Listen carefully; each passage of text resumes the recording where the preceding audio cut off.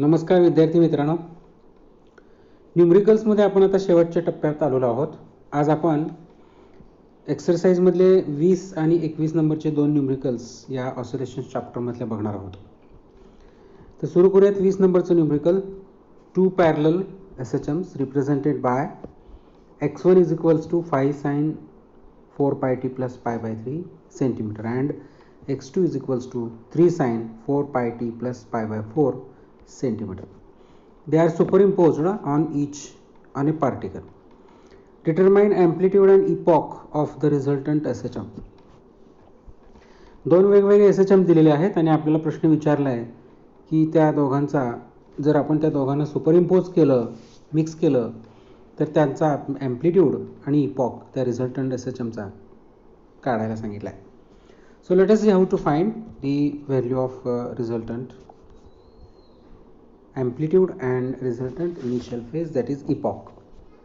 First of all, let us write the given two equations. x1 is equals to 5 sin 4 pi t plus pi by 3. This is the first equation, which is in centimeter, and second equation is x2 is equals to 3 sin 4 pi t plus pi by 4. This is also in centimeter. So if you compare these two equations with our standard equation, that is x is equals to a sin omega t plus phi or alpha. Phi, let us call this as phi 1. x1 is equals to a1 sin omega t plus phi 1. After comparing, we get here a1 is equals to 5 centimeter and here a2 is equals to 3 centimeter, and initial phase phi 1 is equals to pi by 3 radian. This can be converted into degree. We can convert this radian into degree, means pi radian is 180 degree divided by 3, so it becomes 60 degree. Similarly, phi 2 is equals to pi by 4 radian, means 180 degree divided by 4, so it becomes 45 degree. So a1 is 5 centimeter, a2 is 3 centimeter, phi 1 is 60 degree and phi 2 is 45 degree. These are the values indirectly which are given in our numerical data. The question asked is to find the value of resultant amplitude R and resultant initial phase, that is epoch of resultant SHM. We know the formula for resultant amplitude R is equals to under root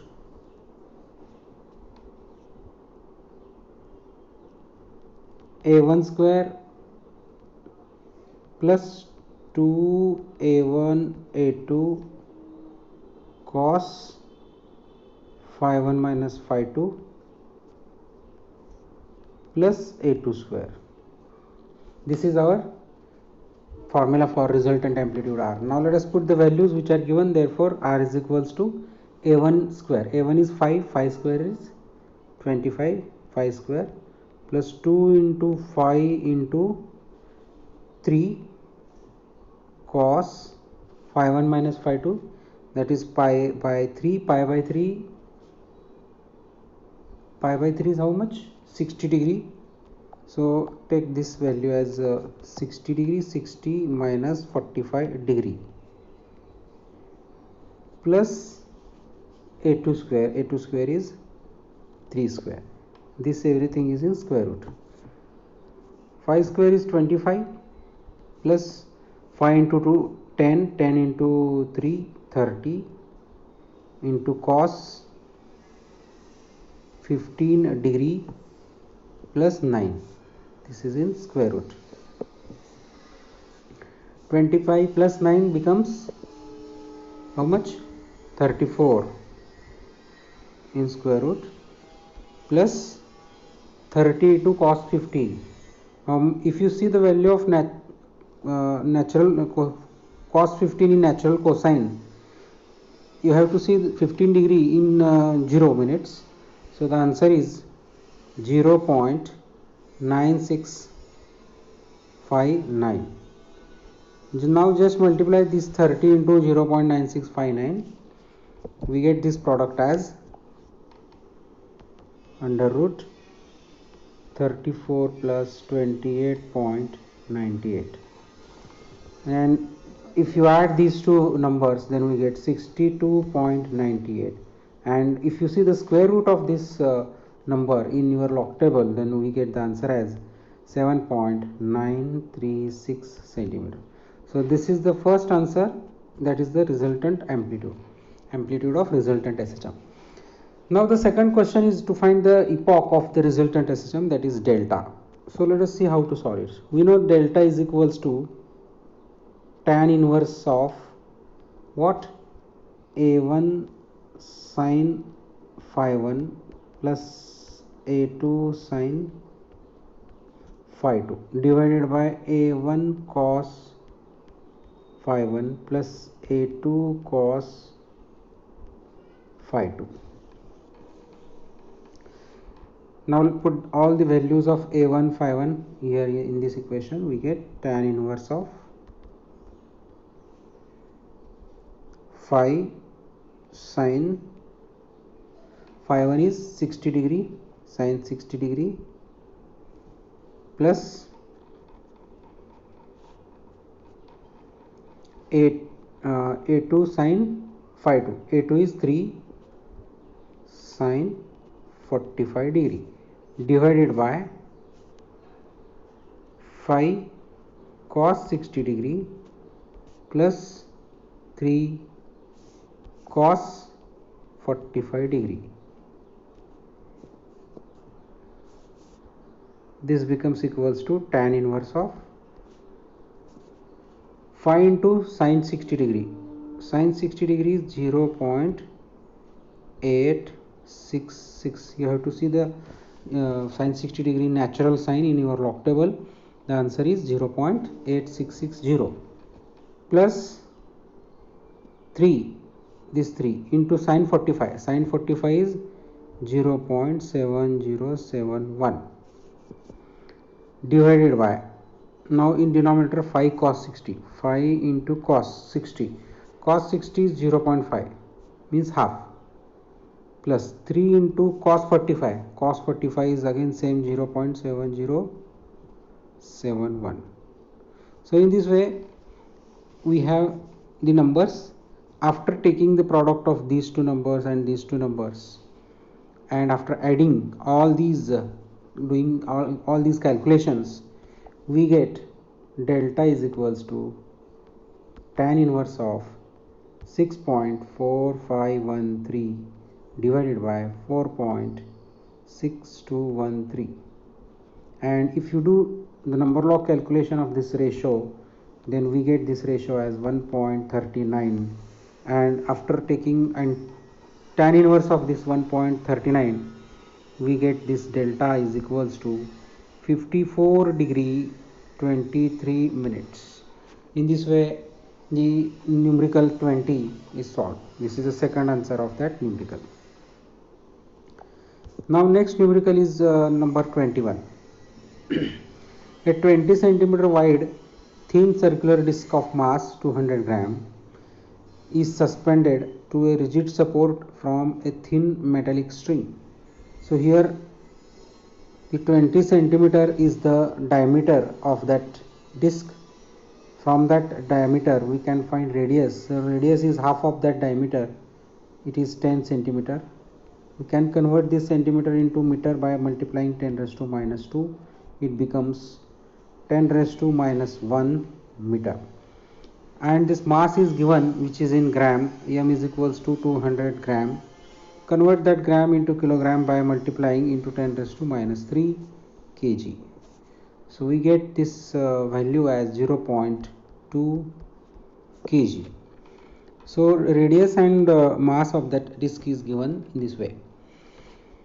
By holding the rim of the disc, the string is twisted through 60 degree and released. This is a numerical of angular SHM. We have seen already one example of that angular SHM where the string is twisted. Now here the string is twisted by 60 degree, means theta is equals to 60 degree. It performs angular oscillations of period t is equals to 1 second. So period is given, that is 1 second. Calculate the maximum restoring torque, means tau is asked to find, generated in the string under undamped conditions. The value of pi cube is given, that is 31. Now let us see how to solve this numerical. We have the formula for torque as tau is equals to I into alpha. Here the formula for alpha is angular acceleration alpha. In angular SHM we have already seen that alpha is equals to minus omega square theta. This is that formula in angular SHM topic. If you see in your notebook and also in your notes, then you will get the value of this alpha as minus omega square theta. This negative sign which is here, it indicates that alpha and theta, they are opposite to each other. So forget about that direction, consider only magnitude. So alpha becomes equals to omega square theta. And one more thing is that the moment of inertia of a disk about an axis passing through its center and perpendicular to its plane is mr square by 2, which we already learned in chapter rotational dynamics. So put these two values of alpha and I here, we get the value of this torque as torque tau is equals to mr square upon 2 into omega square theta.